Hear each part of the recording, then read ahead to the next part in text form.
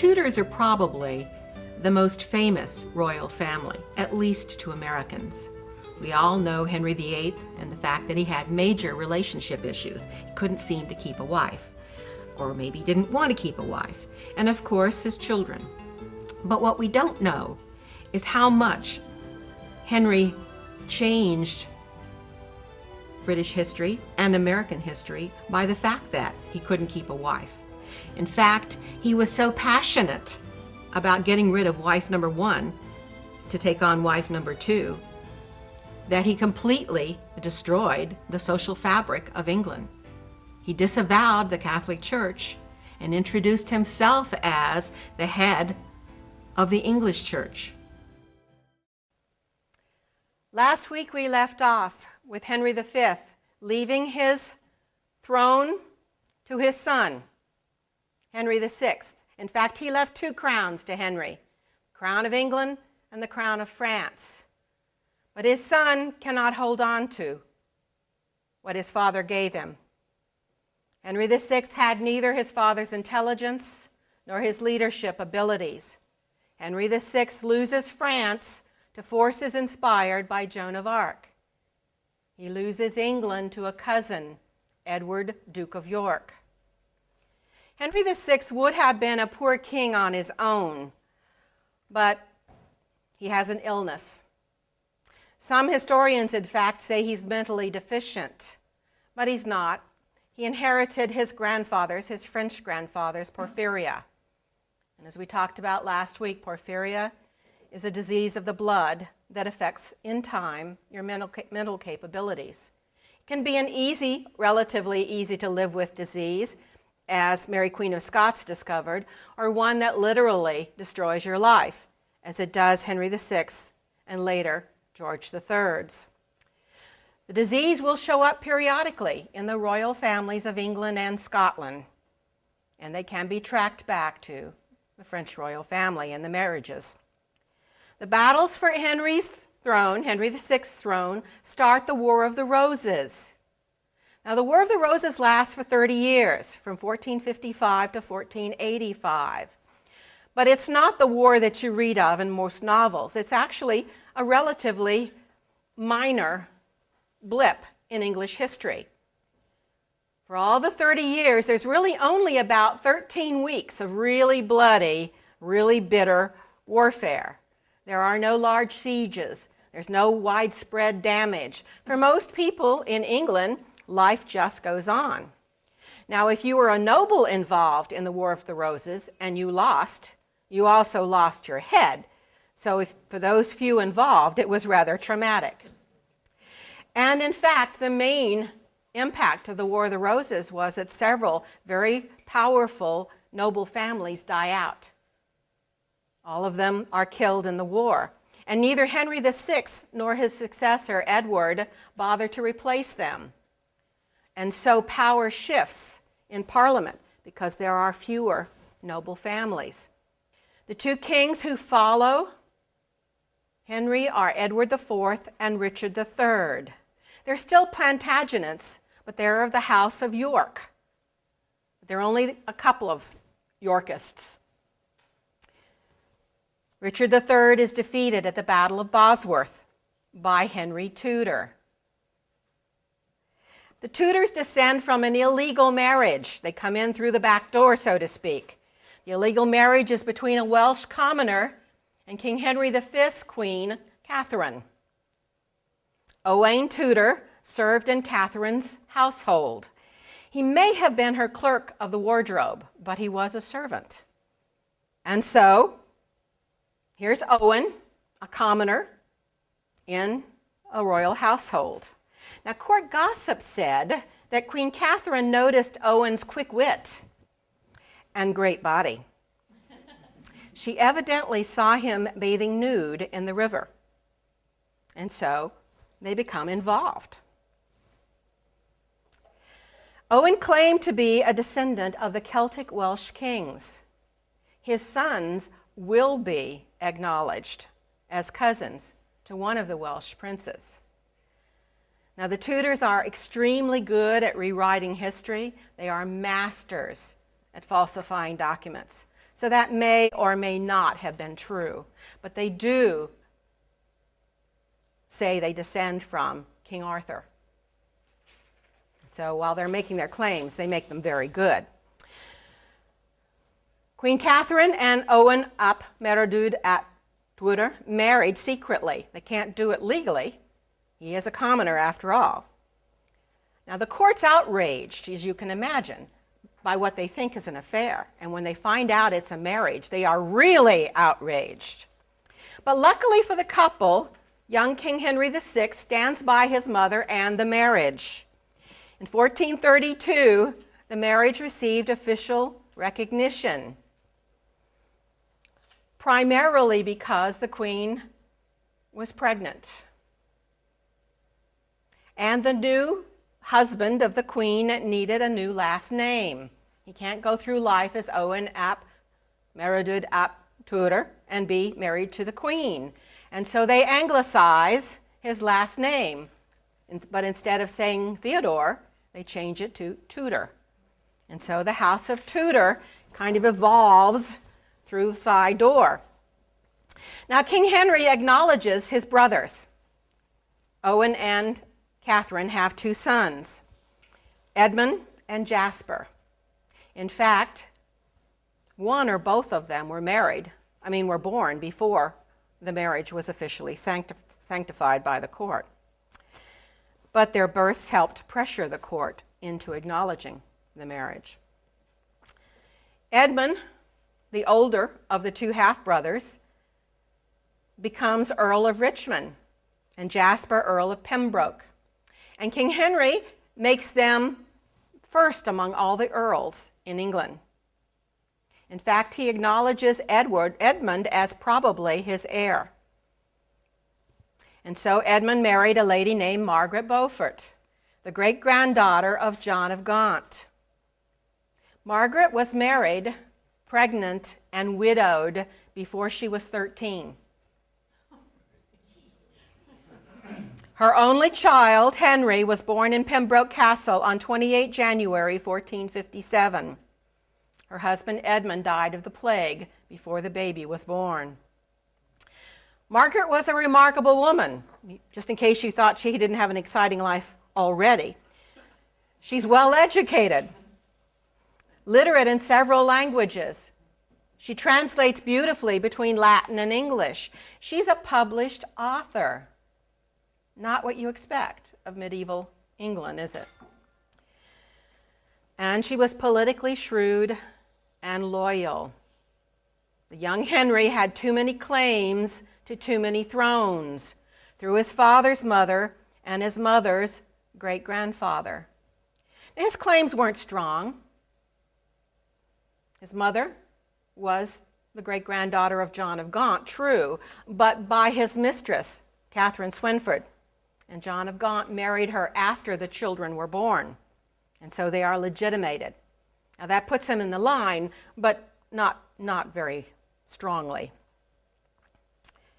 And so, but even with that, King Edward IV considered him a possible rival. Henry Tudor will be a rival for King Richard III. And so Henry's uncle Jasper takes him to safety overseas. He will spend most of his childhood and young adulthood in exile in Europe. As power shifted, they returned from time to time, mostly to Wales, but not to stay. Now, Margaret stayed in England, working for his advancement and for his permanent return. But for the next 20 years, she sees him only a few times. But she never falters from supporting and promoting her only child, Henry. She even married again to a man named Thomas, Lord Stanley, for his wealth, his power, his position, and his men as to how they will support Henry. And she was absolutely right to do so, because Stanley's troops are critical to Henry Tudor's victory at Bosworth Field over Richard III. Henry VII claimed the throne of England by conquest. There's no doubt about it. He can't claim it any other way. Richard III died at the Battle of Bosworth Field on 22 August 1485. Richard was not a popular king, but he was also not the monster that Shakespeare portrayed. In fact, even that crooked shoulder was painted in later during the Tudor reigns. Much of what we know of Richard III is not true. Shakespeare blamed Richard for the death of Edward IV's two sons, the princes in the Tower, Edward V and Richard, Duke of York. However, for the people alive at the time, Henry VII was equally suspect in their death. But of course, Shakespeare wrote his play during a Tudor reign. He could not write a play that said Elizabeth's grandfather was a murderer. So he had to find another suspect. But for the people at the time, Henry VII was always considered a possibility. And he had imprisoned one of the cousins, the next logical heir to the two murdered princes in the Tower, Edward, Earl of Warwick. Then Henry goes on to marry the sister of the two princes who are dead. He marries Edward IV's daughter, Elizabeth of York, on 18 January 1486. For those of you who are a little bit concerned about 12-year-old brides, this one was 21. Henry was 29, and Elizabeth was 21. Henry and historians like to say the marriage ended the War of the Roses. It was actually already over, but Henry never missed a public relations opportunity. And so he said his marriage to Elizabeth put together the white rose and the red rose. The marriage was pure politics, but Henry was at least faithful to Elizabeth. For the first time, we have a king who does not have any illegitimate children. And he's devastated when she dies. In fact, he goes into pretty much into exile. He was a recluse for months after Elizabeth dies. Although Henry pinched pennies pretty tightly his whole life, he goes all out for Elizabeth's coronation. She's going to walk from the palace to Westminster Abbey for her coronation. And so Henry lays every step of the way a striped cloth, so she will never walk on the dirt. Now, there are a lot of people lined up along the path. They want to see the new queen walk to her coronation. They've got time on their hands. They begin to cut and tear at the cloth. Kind of their version of graffiti, right? So by the time Elizabeth comes out to walk to her coronation, her carpet is in shreds and tatters. She's walking on rags. King Henry VII has a pretty rocky time of it. He faces a number of impostors during his reign, all claiming to be one or the other of the missing princes. Initially, he pardons them. He feels secure enough that he can show everybody, I don't need to kill these people. Here they are. In fact, the first one is a young boy. Turns out to be a commoner, and so Henry puts him to work in the kitchens. Well, he does so well, he advances to become Henry's chief falconer. The second one, however, has more noble ties, and Perkin Warbeck comes with too many noble supporters to put in the kitchens. And so Henry accepts him at court, but Perkin can't settle. He keeps trying to escape and foment more trouble. And so eventually, Henry gives up and kills him.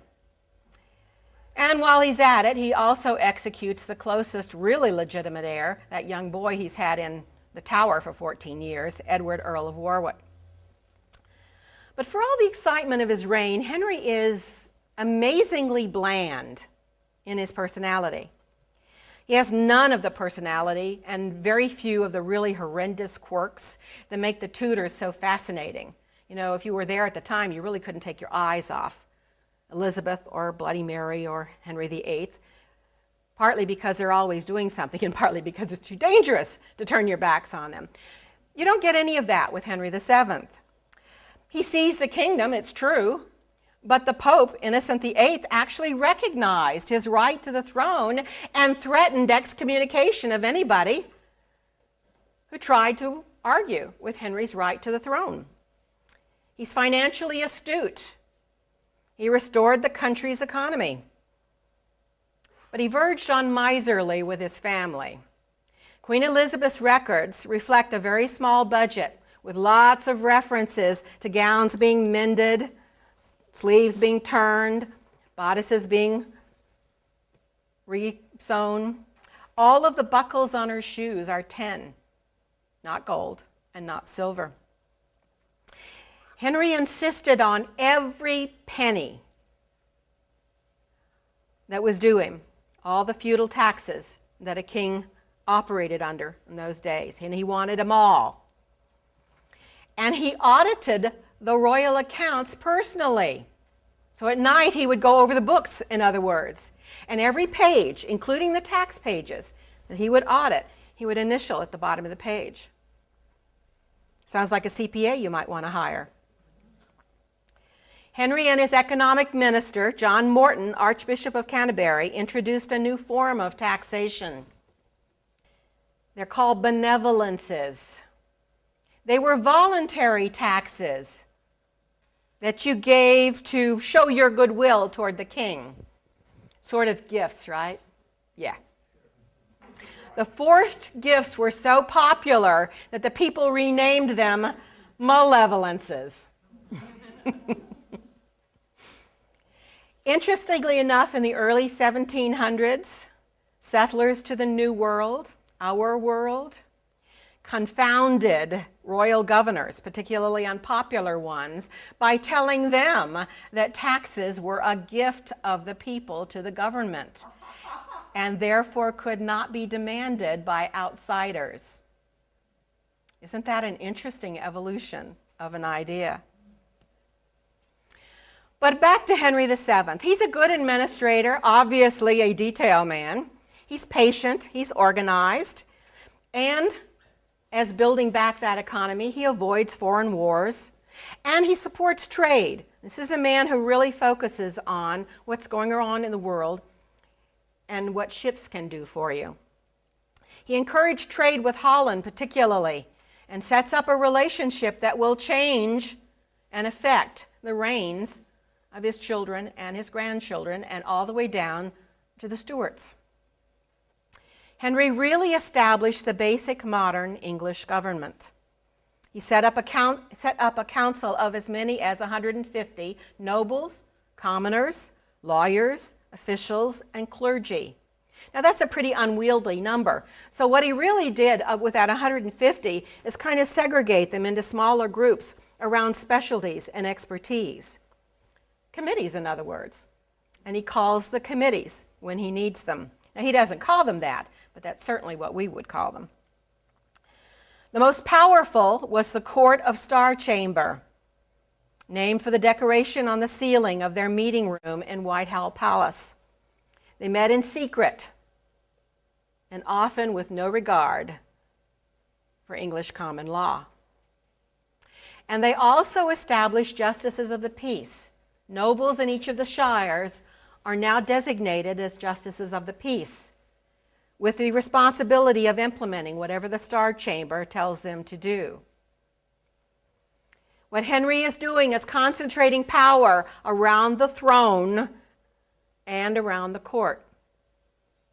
Wealth and power now come from political office and being at court. Fewer and fewer nobles are keeping standing armies, their own soldiers. Now, Henry and Elizabeth have 8 children, but only 4 survive. The first one was Arthur, named after King Arthur, since they had that bloodline, or they claimed it anyway. Arthur's born in September 1486. The next child, Margaret, comes a couple of years later. Margaret will marry the King of Scotland, King James IV, and her great-grandson, James VI, will be James I of England. The third child is Henry. And they plan for Henry to go into the church. And their last child is Mary. Brother Henry will arrange a marriage for Mary with a French king. And when the French king dies, Sister Mary elopes before he can arrange a new marriage. And she marries an English duke, the Duke of Suffolk. Her granddaughter is Lady Jane Grey. So all of the children have a part to play in the future of English politics. Elizabeth died in 1503 in childbirth with the last of their babies. The last one was stillborn. England was anything but a major power at this time, but Henry wanted international power, and so he looks around. And one of the most powerful courts at the time comes out of Spain. Ferdinand and Isabella's thrones. Ferdinand of Aragon and Castile. They had a daughter, Catherine, just a few months older than his son, Arthur. Negotiations for a marriage began in 1489. The alliance became even more important after Ferdinand and Isabella funded the explorations of an Italian adventurer. Anybody know his name? Christopher Columbus. Interestingly enough, the Spanish royals offered Henry a part. You want to share? Just give us some money. And Henry says no. Waste of money. He does change his mind, right? In 1497, King Henry VII authorized John Cabot, actually Giovanni Caboto, to find a new route to China. Now, Christopher Columbus had gone southwest. John Cabot's going to go northwest. And they both actually headed for Asia, they thought. John Cabot is to claim any lands he finds. Henry provided no funds even for John Cabot. What he does give him is a charter that gives tax exemption for anybody who does back John Cabot, in return for Henry getting 20% of the take, anything they find. So John Cabot, even though he has this charter, still has to go find backers, still has to find a ship, still has to find a crew. I'm not sure that was a good deal, but he obviously couldn't do any better at the time. Cabot does arrange all that, and he lands in Newfoundland on 24 June 1497. I thought you might find part of the charter that Henry gave John Cabot interesting. Be it known that we have given and granted to our well-beloved John Cabot, citizen of Venice, and his sons, full and free authority, leave, and power to sail to all parts, countries, and seas of the east, of the west, and of the north, under our banners and ensigns, to seek out, discover, and find whatsoever there be, and in what part of the world they be, which before this time have been unknown. We have granted to them license to set up our banner and ensign in every village, town, castle, isle, or mainland newly found by them, which they can subdue, occupy, and possess as our vassals and lieutenants, giving unto us the rule, title, and jurisdiction of the same villages, towns, castles, and farmland as found. It's a little arrogant, don't you think? Yeah. It's also kind of interesting. This is a new land. And did you notice how he described the new land? They expected Asia and any unknown land to look like England, to have towns and castles and just exactly what they had. They have no concept of something that's truly new. But they expect it to be theirs regardless, no matter who's there. Claim it for me. Kind of a mine population. Although the first English settlers do not come to stay in the new land until 1584 during Elizabeth's reign, Henry sends 6 more expeditions. They come back with a variety of interesting things. Wild tales, of course, fish, Arctic falcons, and Inuits, Eskimos. Pocahontas is not the first Indian visitor to the English court. Eskimos are, people of the Inuit tribe, and they adjust very well, I might add. They take on what they find and stay. But there is no shortcut to Asia, and so Henry gives up. Princess Catherine of Aragon sails for England in October 1501. Catherine and Arthur were married a month later. They're both 16. Arthur boasted the morning after the marriage that he had been 6 miles into Spain. 6 months later, in March 1502, Henry died from what his doctor called a malign vapor which proceeded from the air. Catherine caught it too, but she recovered. Arthur did not. The 11-year-old Henry is now Prince of Wales, and his training has all been toward the church, not toward governing. You'd think his dad would immediately start training him. He does not.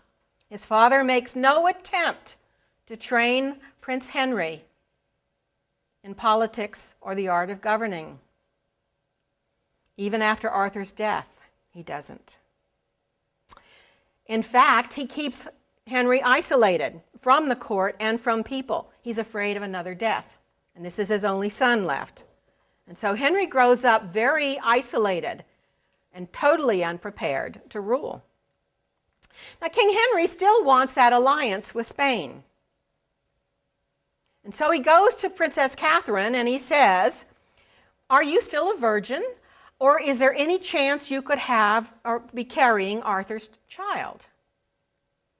And Catherine tells him that she slept with Arthur 6 nights, but that the marriage was never consummated. She is still a virgin. And her duenna agreed. Said nothing ever happened, despite Arthur's boast. And so, with her parents' consent, Catherine becomes the fiancée, becomes betrothed to the 11-year-old Prince Henry.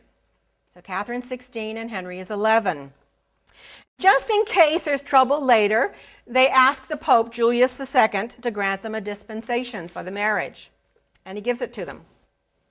But Queen Elizabeth's death in 1503 and shifting international politics delay the marriage. Queen Isabella, Catherine's mother, died in November 1504. And the marriage is no longer the great alliance it was, because with her death, Castile and Aragon are no longer united. Ferdinand rules only Aragon. Castile goes to Isabella's oldest daughter. They're separate kingdoms again. Henry almost changes his mind about the marriage between Catherine and his son Henry.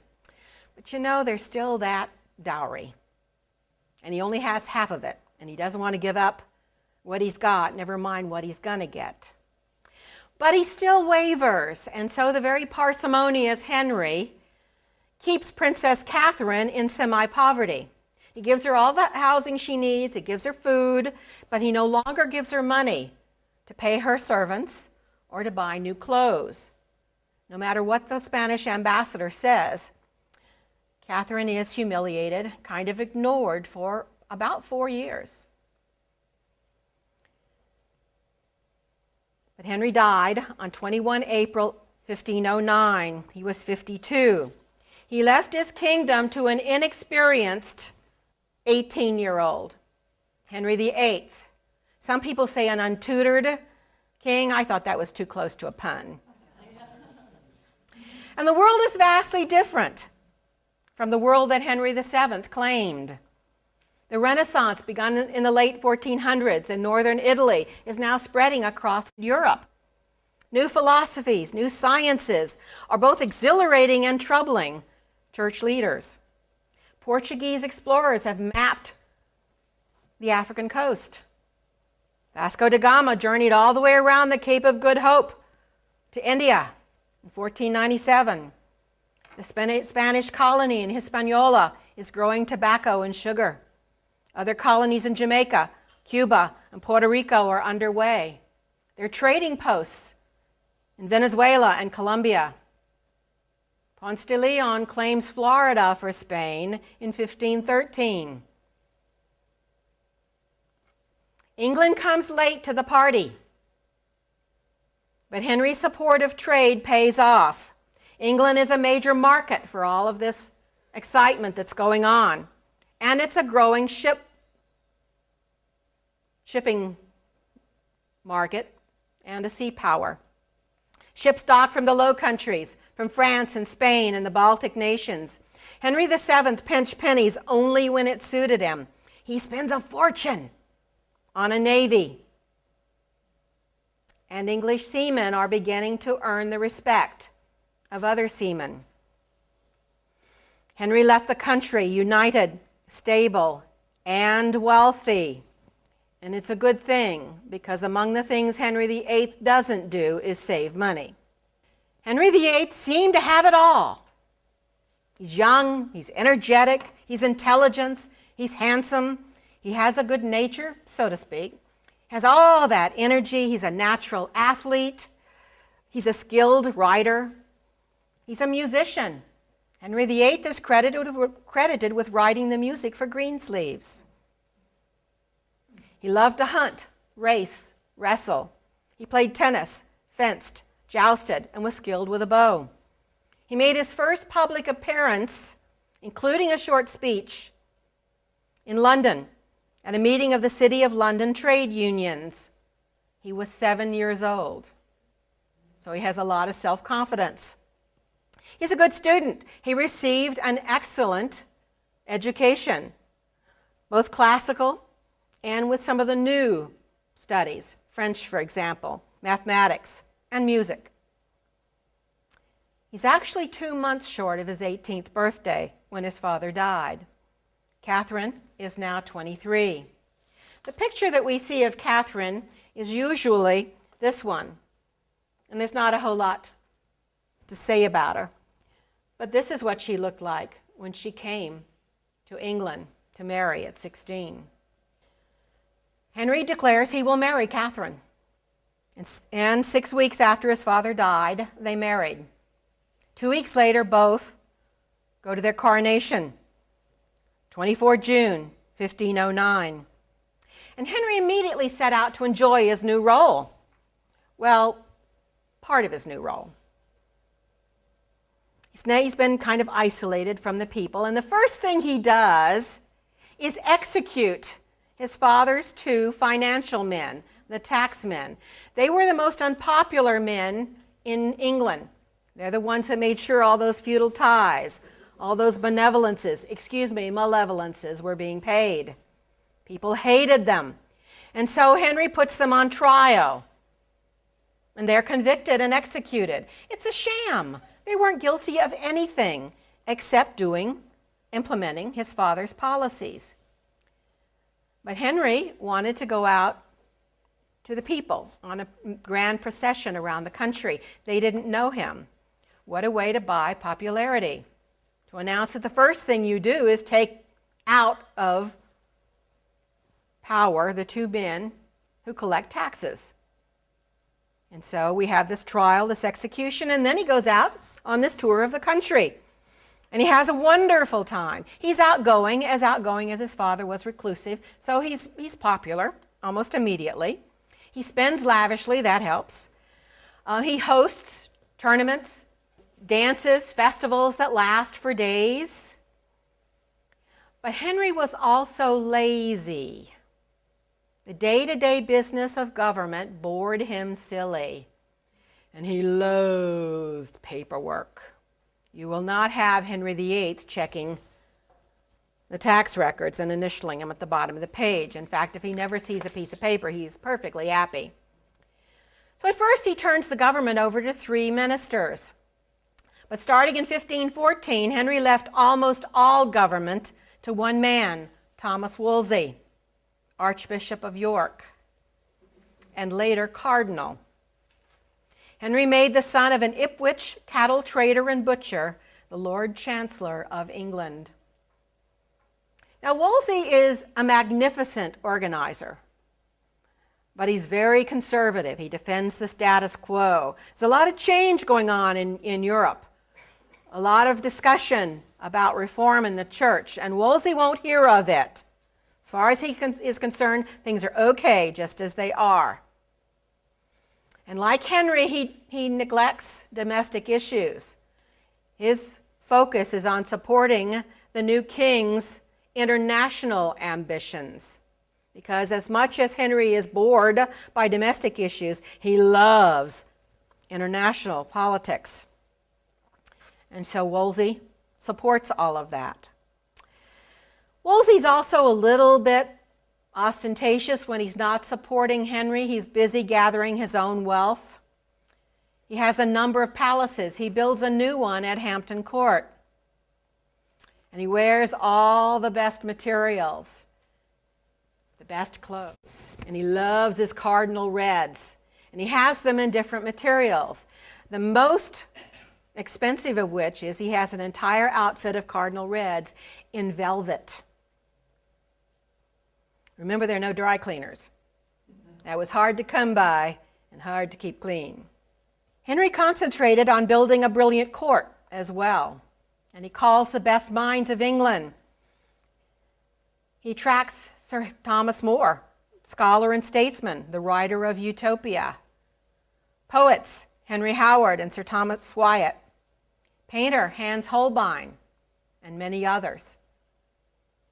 He likes the arts. He likes artists. He supported his brother-in-law, Ferdinand of Aragon, against the Moors in 1511.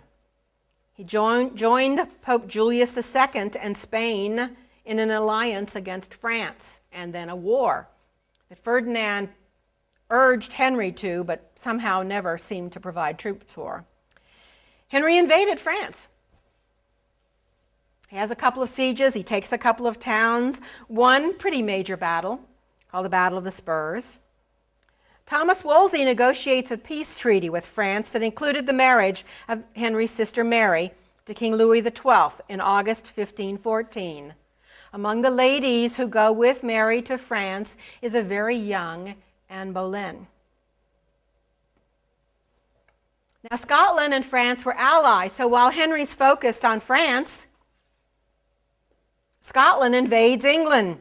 King James IV invades England, and he meets English troops because Henry was kind of expecting that. He left his wife, Queen Catherine, as regent, and Catherine, working with Thomas Howard, the Duke of Norfolk, arranged a trap for James, and they meet at the Battle of Flodden.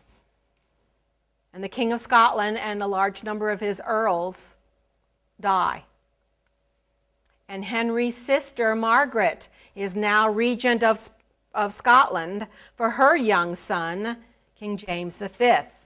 So Henry now has a fairly secure border. So Henry looks around. What else can I do in my spare time, right? So he campaigned to be Holy Roman Emperor. The aging Emperor Maximilian thought he would do a good job. He had his vote. But in January 1519, the electors picked a candidate from the Habsburg family. It was probably to be expected. The Habsburgs pretty much control the Holy Roman Emperor for several hundred years. Henry next tried to get an Englishman as Pope. When Pope Leo X died in December 1521, Henry campaigned for Thomas Wolsey.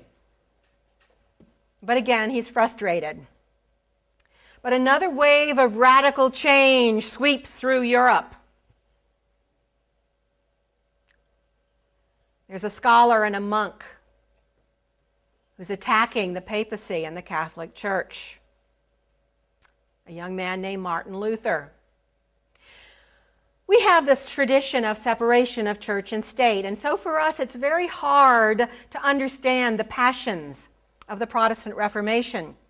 It's hard for us to understand just how much religion controlled everything about life in those days, and for 100 years or so after. Religion determined your status in life, how you perceive the universe, all of politics. And the church provided most of the social infrastructure of the nations. They ran the schools, care and feeding of the poor, provided and staffed most of the hospitals, dictated holidays and all rituals, and they dominated many political offices and most thrones. The church was also the largest employer in England and the largest landowner. The church was an omnipresent fact of life. So the Reformation was not just a break with the Catholic Church. It was an all-out attack on the social and political structure. And it started a vicious continent-wide war. It changed the face of Europe. The German states were almost totally obliterated. Numbers differ, but between 300,000 and 500,000 people died in the small German states alone. We're not talking about soldiers. We're talking mostly about civilians, old and young. Entire towns were decimated. Nobody left even in some small villages to bury the dead. The Peace of Habsburg in 1555 literally separated Europe. It was as if somebody took a line across the continent. Countries to the north are all Protestant. The countries to the south are all Catholic. And for the next 200 years, they fight with one another and with their own embedded minorities. It's all about a very bad combination of religion and politics. They're too tightly entwined. The Reformation in Europe began in 1517 when Martin Luther protested what he considered the corrupt practices of the Roman Catholic Church. And he puts his thesis on the door of a church in Wittenberg. In 1520, he published a book entitled The Babylonish Captivity of the Church. It's not a real whiz-bang title, obviously, but it was an amazing book for the time. Henry is outraged. He supported the Pope. How dare this guy write this kind of trash? And so with the help of Thomas More and John Fisher, Bishop of Rochester, Henry responded to Martin Luther's book. They wrote The Defense of the Seven Sacraments. It's a bestseller in Europe. If Henry had only known how many of his words he would have to eat. And your own words never come with enough salt. His defense discussed the sanctity of marriage. Marriage is never dissolvable, Henry said. Oops. And he asks, what serpent so venomously crept in as he who calls the most holy see of Rome Babylon and the Pope's authority tyrannical? He dedicated the book to Pope Leo X and said he was ready to defend the Pope with his armies and his mind. In 1521, the Pope named Henry Fidei Defensor, defender of the faith. Now, it was only supposed to be a one-time gift. It's not intended to be hereditary. But Henry liked that title. And so in 1544, Parliament made the title hereditary for the kings and queens of England. And every English monarch since carries the title, regardless of their faith. In fact, every English coin carries the two initials, FD, for Fidei Defensor. England was surprisingly untouched, though, by the Reformation. Lollards still existed. They were still persecuted. Wolsey's ostentation and his control irritated everybody, clergy and common people. But overall, they're pretty content with the church. The popes, in fact, considered England among the most loyal and orthodox of all of the states of Europe. So England is pretty stable in the face of a lot of turmoil going on in Europe. But things are not so good at home for Henry. His marriage to Catherine founders over the lack of a son. She had a miscarriage just a few months after they married. She bears a son named Henry on New Year's Day, 1511. The proud papa goes all out and hosts a tournament. But the baby dies just before He's 2 months old. Catherine bears a daughter, Mary, in 1516. Henry told an ambassador, "The Queen and I are both young, and if it is a girl this time, by God's grace, boys will follow." After the birth of 6 children, only Mary lives. And then no more pregnancies. Henry goes a-roving. In 1519, his mistress, Bessie Blount, bore a son named Henry Fitzroy. King Henry made him Duke of Richmond. The boy is educated as Henry's heir.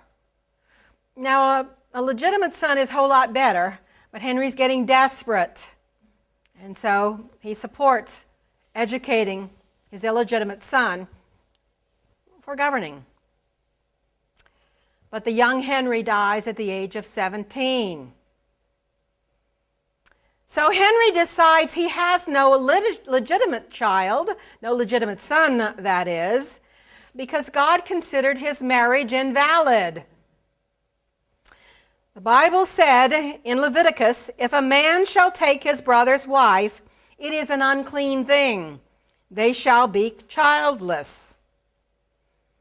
Obviously, his marriage is illegal, despite the Pope's dispensation. Now, Henry's very careful not to cite differing guidance in the book of Deuteronomy that said it was a man's duty to take his brother's widow and raise up seed for his brother. But that's not what Henry wanted to say. Instead, he declares he's a bachelor who had been living in sin all these years. That's why he doesn't have a son.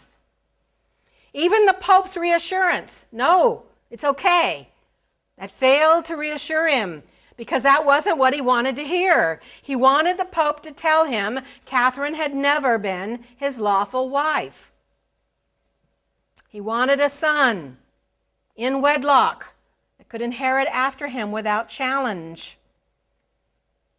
In 1527, Catherine is 40. The chance of more children is remote. So Henry sent Cardinal Wolsey to Rome to start nagging the Pope, convince him to declare his marriage invalid so he could marry again.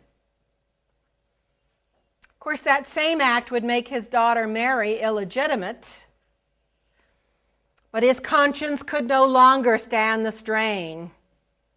Besides that, he's in love again with 25-year-old Anne Boleyn. And Anne said, "No bed play without a ring." And Henry is pretty in love.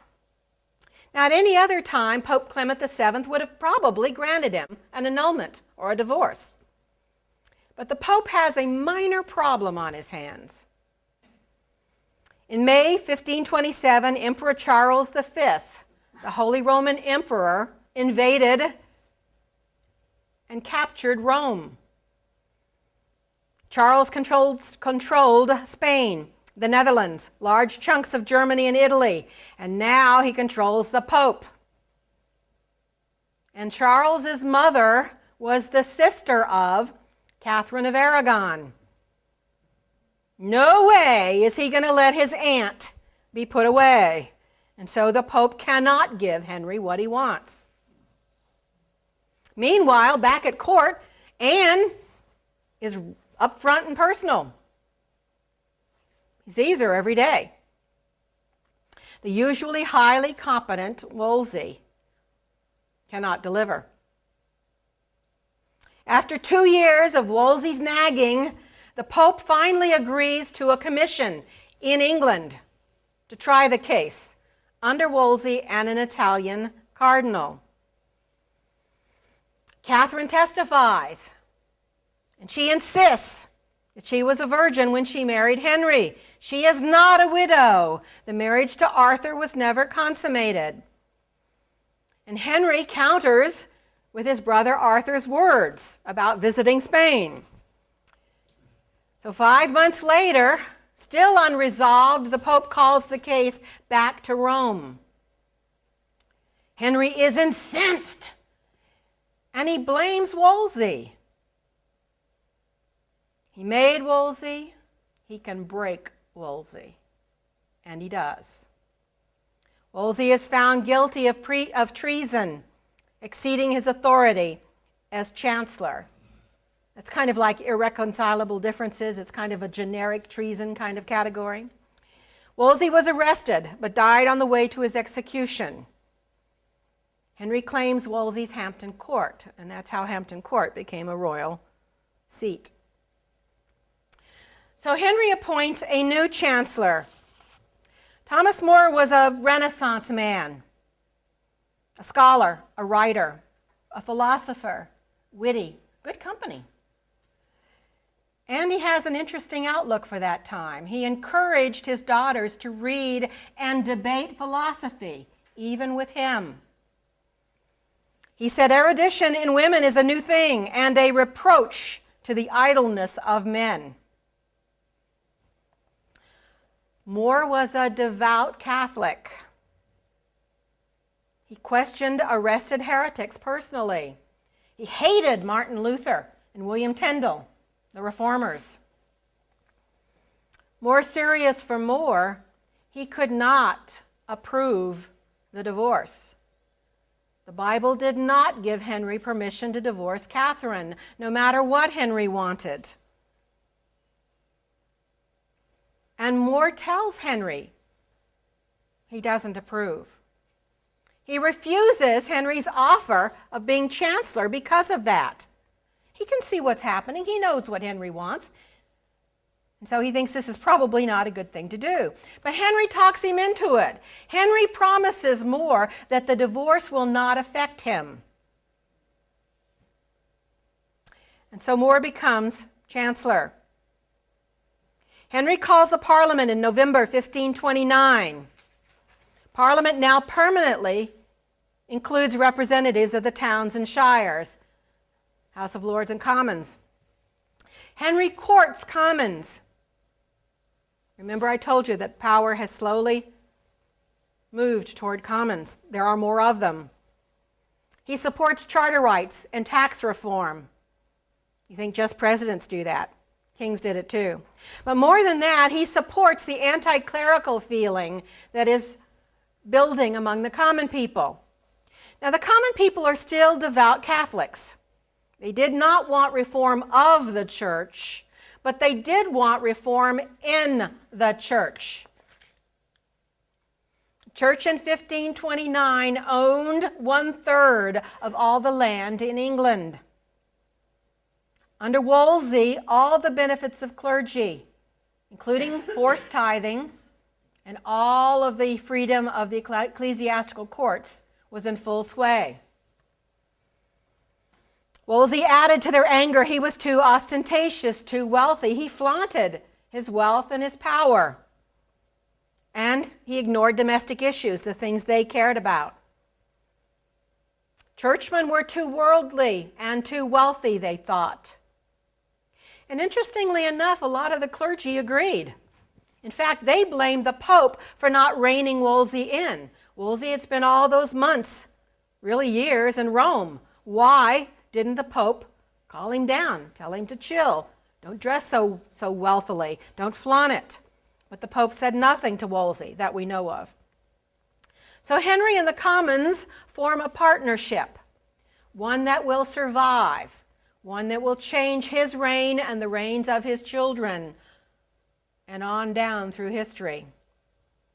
In December 1530, the English clergy were charged with exceeding their authority, treason, operating outside their jurisdiction. This is a class action treason.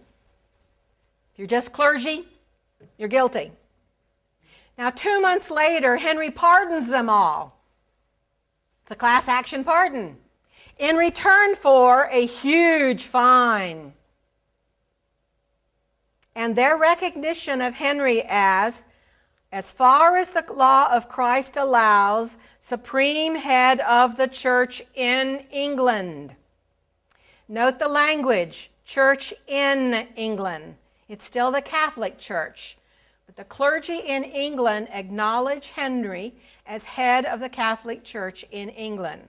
It is not yet the Church of England, but it is an amazing step forward, and it's not part of the Reformation. It's part of the fear of Henry's politicking, but it changes religion in England. Pope Clement ignores the statute and tells Henry he cannot remarry. He's getting tough. Anne's getting tired of waiting too.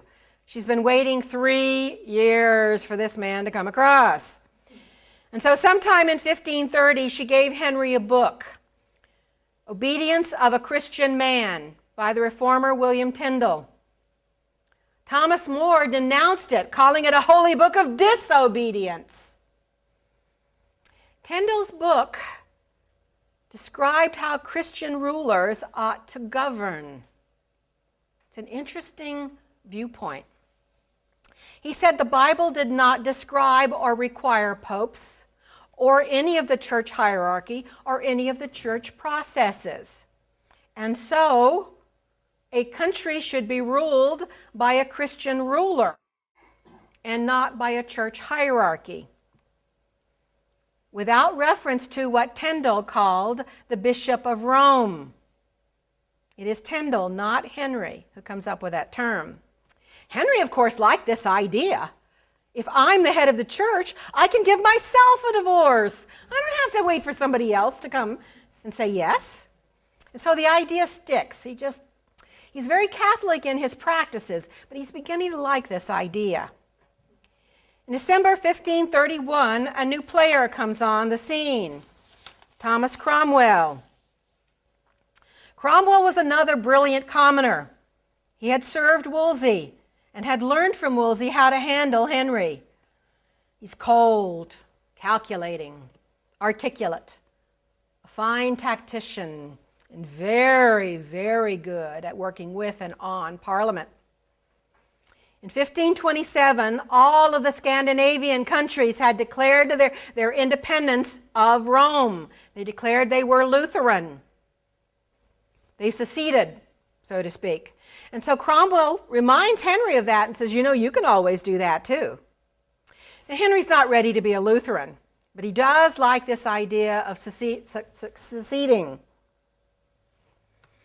And so Henry makes Cromwell Chancellor of the Exchequer, Treasury, and Principal Secretary.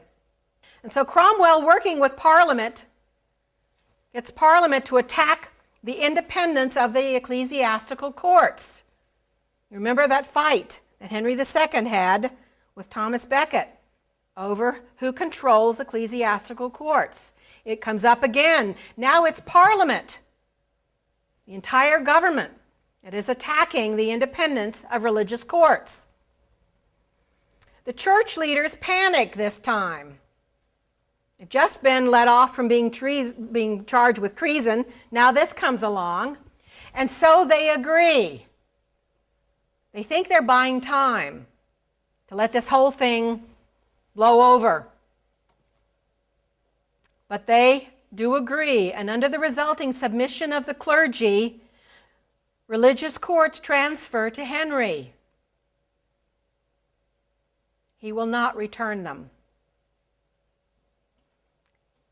In January 1533, Henry secretly marries Anne. She's pregnant. Thomas Cromwell declared Henry's marriage with Catherine invalid on 23 May 1533. In July, the Pope declares the divorce and remarriage invalid. Everybody's invalid now. He also threatens to excommunicate Henry. He does not, but his successor, Paul III, does. And so a lot of what Henry does thereafter is trying to get alliances and trying to find people to support the excommunication. You remember when King John was excommunicated, what that allowed was the Pope to give justification and extra blessings to other rulers to invade. And so Henry spends the rest of his reign worrying about an invasion from different Catholic kings. On 7 September 1533, Anne gives birth to a daughter, Elizabeth. Now, Henry does acknowledge Elizabeth, He does not attend the christening. Catherine of Aragon is kept in isolation under increasingly worse conditions. She dies on 7 January 1536, still insisting she is Henry's wife. They were married 24 years before the divorce. She survived 3 years after the divorce, but she never, ever recanted from the legality of their marriage. Henry did not attend her funeral. She was 50 and buried where she died at Peterborough. He did not take her to any of the palaces. So let's take a few minutes to look at the woman at the heart of all of this. I showed you the marriage portrait. This is kind of what Henry looks like and Anne when they marry. Of course, portrait painter is a little bit different. The Boleyns were new nobility, nouveau riche. Her great-grandfather, Sir Geoffrey Boleyn, was a merchant. He sold materials, made hats, and he was a Lord Mayor of London. But he bought Blackling Hall in Norfolk and recreated himself as a country gentleman.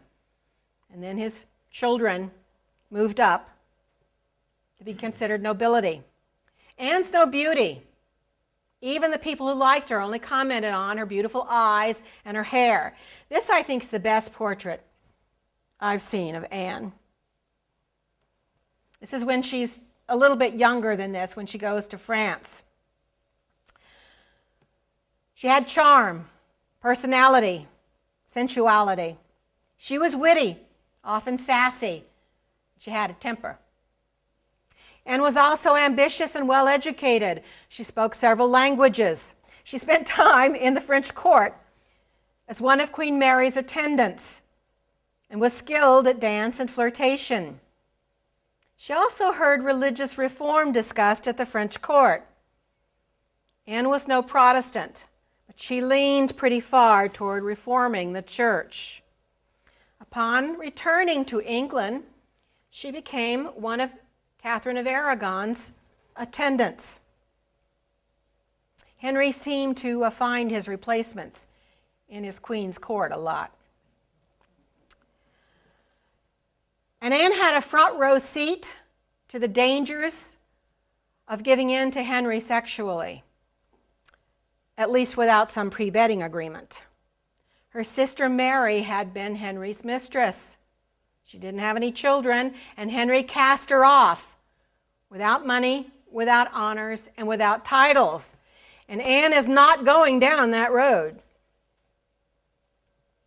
In fact, Harry Percy, the son of the Earl of Northumberland, was courting Anne. There's some evidence they were in love. A betrothal was underway. But Henry wanted Anne, and Wolsey sends Harry Percy home unengaged.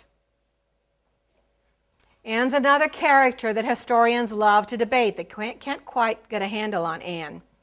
Depending on the primary source and the historian, Anne is either a total victim or a conniving, manipulative woman. Like most of us, she was probably both.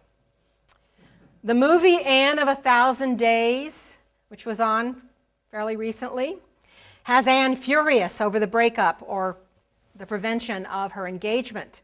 And her early actions are anger and revenge until ambition sets in. The miniseries, The 6 Wives of Henry VIII, has Anne a manipulator, and she goes after Henry deliberately. Both are readily available, so you can check them out yourself and make up your own mind. In March 1533, Parliament passed the Act in Restraint of Appeals. Isn't that a terrible title? The Act actually, though, created the Church of England. It's a major piece of legislation. The Church is now totally separate from Rome. The Act began with, "This realm of England is an empire governed by one supreme head and king." The Act replaces the Pope with Henry. Otherwise, there are very few changes to the Church. It remains Catholic in all but name. The next year, Parliament passed the Act of Supremacy. The act gave Henry, as supreme head of the Church of England, all ecclesiastical funds previously sent to Rome. So if you tithe, that percentage of your tithing now goes to Henry instead of to the church. Now, Henry and Cromwell are great rationalizers. Henry said he was making his changes to return the church to its roots, to its purer form. In the early days of the church, first in Roman days and then in very early Anglo-Saxon days, the king controlled the church. You remember they appointed archbishops, they appointed bishops. They even taxed the church in the early days. And so Henry says, all I'm doing is going back to the practices of the early church. He's plagiarizing Henry II. And so, it's not a revolt. I'm not doing anything new. I'm just returning to what was right in the old days. It's the Pope who's doing new things. Surprisingly few people protested in England. But then, the English church and the English kings had been wrestling for control since 1154. Sometimes the king won, sometimes the church won. But things for the people pretty much stayed the same. So for most people, they're thinking, okay, this is just one more of those battles the king and church go through. Not anything we need to be concerned about. Now, one nun, Elizabeth Barton, did start a protest movement. She and her followers were arrested and killed. But things get a little bit tougher. In 1534, Parliament passed the Act of Secession, which demanded a loyalty oath from all adults in the country. The oath said, among other things, that you agreed that the marriage of Henry and Catherine of Aragon was invalid, that Princess Mary was illegitimate, and that the legitimate heir would be a child of Anne Boleyn's. Now people have a problem because a lot of people don't agree with that. A group of monks refused. They are tortured, hung, drawn, and quartered. Nearer to home, Henry's co-authors of his defense of Rome, Thomas More and John Fisher, also refused to take the oath. Now, Thomas More had told Henry he could not agree, and Henry had promised him the divorce would not affect him. Both More and Fisher die for their refusal to take the oath. In 1535, now, there's a movie about More called A Man for All Seasons that does a pretty good job of showing you the time and the issues and a little bit about the people. More went quietly to the scaffold. He asked a soldier, "See me up the ladder. For my coming down, let me shift for myself." But all this chaos and all Henry's extravagant living was expensive. And Henry's running through the treasury pretty fast. All that money Dad saved, Henry's spending. But he's now head of the church with all those treasures, all those relics, and all that land. 1/3 of the entire country. So Cromwell creates a commission, and he sends the commission out to check on the state of the monasteries. And he tells his people, check on the morality of the nuns and the monks and the abbots. Make sure that they're doing what they're supposed to, that they're following church protocol, that they're managing their lands correctly. Make sure all the relics are real. All the miracles are real. And he sends lawyers out in the commission to check on that. Well, they've already got their marching orders. Henry wants money. He wants that land. They already know what they're going to find. And we still have some of the reports that they send back to Cromwell. And it's very clear. These people were on a mission. And the mission statement was, find trouble. And so they find it. It's amazing how immoral they found all those nuns and monks. So, Henry's going to have a windfall coming up. In January 1536, Queen Anne's third pregnancy ends in a miscarriage. It's a little boy. But Henry already has her replacement standing by on deck. Thomas Cromwell, who validated Anne's marriage, must now invalidate it. And it's a travesty from beginning to end. No matter how you feel about Anne, the trial is horrible. Every joke, every flirtatious comment, every dropped handkerchief becomes adultery. 5 men, including Anne's brother, are arrested and tortured for confessions. Only one, Mark Smeaton, her musician, breaks. The others do not. Mark Smeaton says, yes, he had an affair with Anne. It doesn't really matter. Anne has to die. And so she's found guilty, and all 5 men are found guilty. On 19 May 1536, Anne Boleyn becomes the first English queen to be executed. She asked for and got a special execution by French sword. She said, "I hear the executioner is very good, and I have a little neck." She was 34. Henry's courtship of her took just short of 7 years. The marriage lasted 3. As soon as Anne is headless, Henry takes off to see his new love, Jane Seymour. He announced their engagement the same day. Henry never wastes much time. The new Archbishop of Canterbury, Thomas Cranmer, issued them a dispensation. They don't have to mourn. 10 days later, they're married. Jane was not crowned, however. Now, some people at the time said Henry wanted to make sure Jane would last before he spent all that time and money. In other words, have a son. But there was another excuse. Plague had broken out in London, and the court had hightailed it out of town, and so he didn't have to have a coronation. But meanwhile, all those reports on the state of the monastery start coming in. Between 1536 and 1540, Cromwell dissolved 800 monasteries. Kind of a religious brack.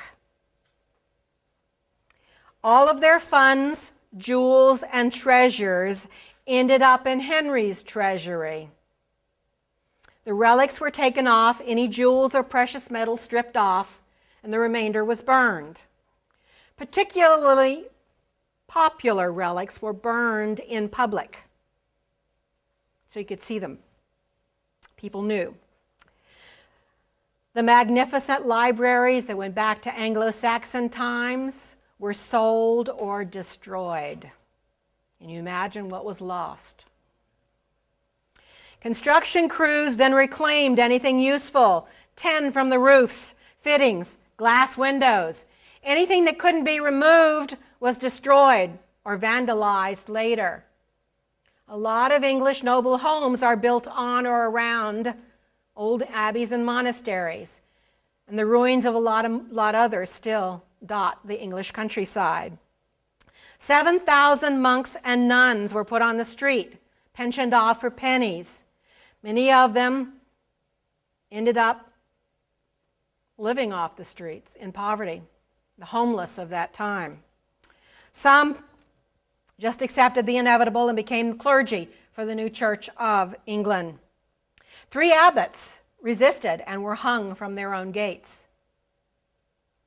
The lands were sold for pennies and reapportioned to buy support from members of Parliament. And a large number of commons and noble homes got suddenly a whole lot larger, and for really bargain basement prices. Again, amazingly, in the South there's no protest, but this time the North will not stand by. In October 1536, revolt broke out in Lincolnshire. More importantly, Yorkshire rebels. The entire city of York opens its gates to the rebels. Their leader was a lawyer, Robert Ascey. He declared the revolt a pilgrimage of grace. It's not a revolt, it's a pilgrimage. Rebels included all classes, common people, gentry, and nobles. They protested the changes Henry and Parliament had made in the church, as well as the destruction of the monasteries. And they wanted Princess Mary legitimized, brought back in to the royal line. And they wanted all copies of Tyndale's and Martin Luther's books burned. 40,000 men marched toward London.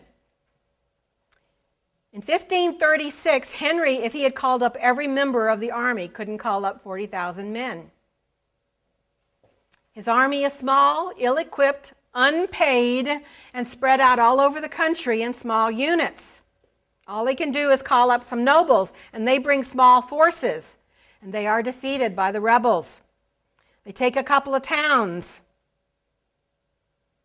Now they're kind of inexperienced and ill-equipped too, but there's 40,000 of them, and they have a common cause. So that makes them very dangerous. They plan to march to London and confront Henry. They're already taking a hard line. Thomas Cromwell and Thomas Cranmer will be stopped. And if King Henry doesn't agree, maybe we'll do something about him too. But they're absolutely sure the changes are all the fault of Cromwell and Cranmer. The king must only be their innocent pawn. They just have this faith that the king will stand by them. And that's kind of a trait, as we've seen in earlier classes. The march proceeds. Armed men and horse join them. They take more towns. Had they stayed on task, they would have made it to London, and they would have taken London. Henry's got nothing to stop them. They stop themselves. Just exactly the way the peasants' revolt stopped themselves under Richard II. They agree to a negotiation. Henry sends Thomas Howard, the Duke of Norfolk, a Catholic duke, to meet with them. Norfolk is among the most conservative of all the nobility, so he was a good choice. What they didn't know is Norfolk is more Henry's man than the church's man. And they send Norfolk. And they agree to negotiate. And he promises to take their demands to Henry. Stop destroying the monasteries. Restore the Pope as head of the church. Legitimize Mary. Stop pressuring and influencing Parliament. Remove Cromwell and Cranmer from office and power. Norfolk assures them the king already agrees with some of those demands, and so surely the rest will be no problem. They believe him, and they disband. Now, Norfolk intended no compromise, and certainly the king did not. And so nothing happens. People go home and they wait and they wait. A couple of months later, in February 1537, some of the rebels say, "Excuse me, hello? What's going on? What's happening?" And they threaten to raise the force again. Well, Henry has used this time. He's gathered his forces. And so he sends Norfolk out with these forces and says, "Take care of them, no mercy." And so they arrest 200 of the leaders of the Pilgrimage of Grace, including Robert Ascey. But instead of bringing them back to London for a trial and for an isolated execution, they are hung individually in towns of the north so everybody can see personally the dangers of rebelling against the crown. And he sets up a special council to subdue and keep the north subdued. Back home, Jane Seymour had become Henry's third queen on 30 May 1536. She's still not crowned, but on 12 October 1537, she gives Henry what he wants: a son, Edward. And Edward survives. The labor was long and hard. Jane was present. She had to be carried to the christening, and cold, long christening. 4 days later, On 24 October, Jane died. Some historians think she was delivered by a cesarean. An infection set in. They in fact did those in those days, but you almost never survived, obviously. Others say no, it was a normal birth with a fatal fever afterwards, which was also relatively common. She was 28. Jane shares Henry's tomb. The other wives do not. Jane's family, the Seymours, rose to power, and so did the Reformers with Jane's marriage. Politics changed with each wife. Catherine of Aragon was Catholic. Anne was a Reformer. Jane Seymour's family's really outright Protestant. And since Jane didn't wait around long enough to make Henry mad, her family keeps their power. They stay in power afterwards. In fact, when Henry dies, they will raise young Edward as a very fanatical Protestant. Henry waits 2 years before seeking a new wife. This is the longest he waits between wives. He sends painter Hans Holbein to all the courts to paint likely candidates. An amazing number of candidates say no thank you and make comments about wanting to keep their throats unlined. Cromwell and Cranmer, since the Reformers are in power, begin to talk doctrine with the Lutherans. They want to push the church more toward the Protestant churches. They place an English Bible in all the churches. Their version is based on the writings of Cloverdale and Tyndale, Lutherans. When Henry learns of it, he does a recall, mass recall of the Bible, and insists on his approved version in all the churches. And Henry's version is completely orthodox. Henry is not a reformer.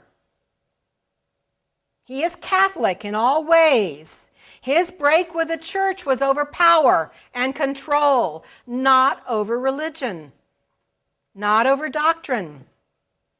He wants the church to be Catholic in all ways, except he's sitting in for the Pope. And so Mass continues. It is still a fervent part of the Church of England. In 1539, he published the Act of the Six Articles, which reaffirmed Rome's doctrine in the Church of England, including the celibacy of the priests. He burns a number of heretics, Protestants. So Henry's government's going one way, and Henry's going another way. But he no longer accepts defiance of any kind, even quiet and well-meaning defiance. He's rapidly on his way to terrorism. He's beginning to believe his titles and his press. A lot of historians say he changes about this time. I don't buy it. There were always hints of this in Henry. The first thing he does after he is crowned is he executes the 2 tacksmen.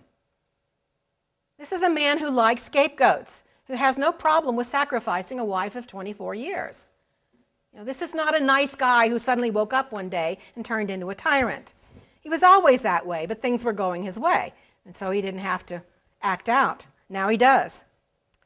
There's also a possibility that he has syphilis, and the advancement of the syphilis is beginning to interfere with his reason. He's also got an ulcer on his leg, so he's in a lot of pain. So he's getting to be very testy, if I can be nice about it. But there's also the thought that his obsession for a son was just part of a massive obsession with power and control and money. Between the monastery seizures, new taxes, and trade, the crown's income doubled in 1539. The destruction of the monasteries and the sale of the land at bargain basement prices brought in £132,000. In today's dollars, that's 50 million pounds. That is one whale of a lot of money in those days. In fact, I'd find that a lot of money today, but that's just me. Cromwell reorganized governmental departments to deal with all these new rules and all this money. Governments never had this kind of income before. He's got to create new departments. He develops a new smaller council called the Privy Council. It's the forerunner of the modern cabinet. And he supports the transfer of more political power to Parliament to control these new departments, because Henry's not going to do it. And he began to use that money and royal support to ensure the right people are elected to Parliament. A partnership of common dependence forms between king, nobles, and commons in Parliament. It is the beginning of modern politics, which is something else you can blame Cromwell and Henry for if you are so inclined. Of course, somebody else probably would have invented it anyway.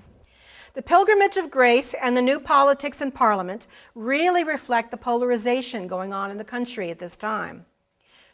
The Conservatives, mostly Catholic, like Norfolk and Bishop Gardiner, wanted no more changes. We've gone far enough. Leave it be. The Reformers, led by Cromwell and Cranmer, mostly leaning heavily toward Reformation, wanted more changes. We haven't nearly gone far enough. There's a lot of tension in the government. They have one thing in common. Both sides fear Henry and his moods. They get into their most dangerous trouble when they don't read Henry correctly, especially in his choice of wives. If they were lucky, all they lost was power or prestige. Many lost everything. Cromwell lost his head on 28 July 1540 over Henry's unsuccessful marriage to Anne of Cleves. Anne failed to match Holbein's painting. He's not as cute as Holbein shows her. But really, more importantly, she failed to be impressed with Henry. She was 25 and Lutheran. The Reformers are really after this. They really want this marriage. And it crumbles.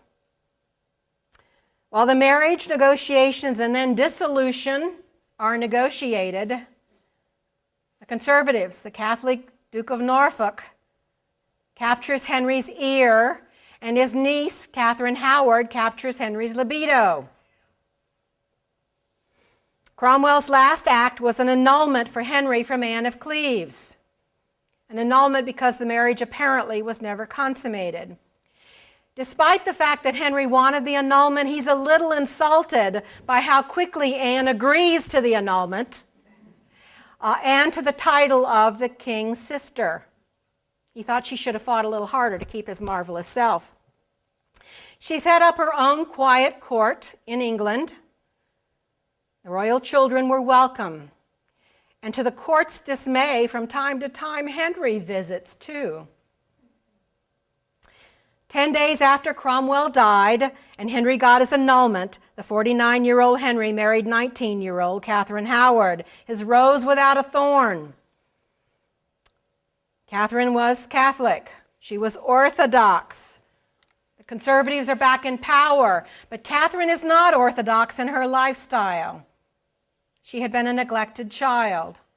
She was lively. He'd grown quite fat, and that ulcer on his leg was a constant pain now. For at least a year, though, Henry's happy. He dances, he goes to parties, he gets some of his zest back.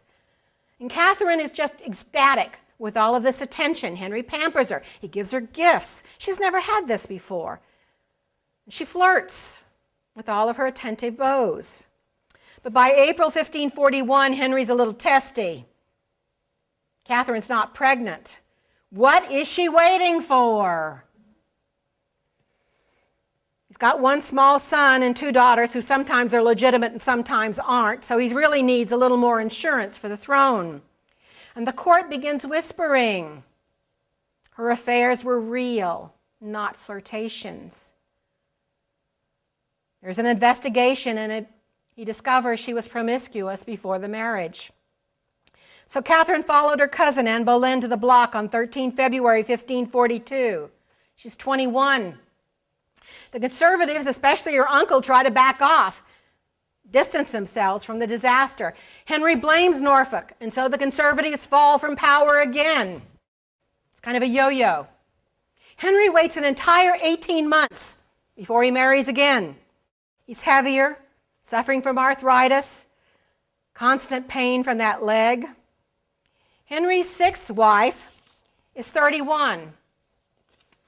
Catherine Parr had been married twice. She was well educated and skilled. Her second husband had been a leader of the Pilgrimage of Grace. You would think she was a Catholic. Not so. Catherine Parr was a Lutheran at heart. She's also a smart lady, except for one slip, which almost cost her her life. She does not express her opinions around Henry. She was as much nurse as wife, but she did create a family life again for the royal children, and even invites the king's sister, Anne of Cleves, to visit. She survived Henry. Henry died on 28 January 1547. He was 55, and the first English king to be called Your Majesty. The Tudors were a family always desperate for an heir. Henry leaves one son and two daughters. His three children die without any heirs of any sex. And so the Stuarts come to the throne. The Tudors are not constitutional monarchs. They are tyrants, despots. Each one of them abused their people, and each one of them died of natural causes. All of them died in their own bed except Elizabeth, and she was sitting in the chair in her bedroom. But each of them in their own way strengthened Parliament. And as the last of the Tudors dies, Parliament is the primary source of power, except for the king or queen in the entire country. It is an institution in control of most of government. When Elizabeth dies without an heir, King James VI, the son of Mary Queen of the Scots, the great-grandson of Henry VII's daughter Margaret, comes to the throne. He is the first of the Stuart kings, and things go downhill. Check in next week, and we'll see how far downhill it goes.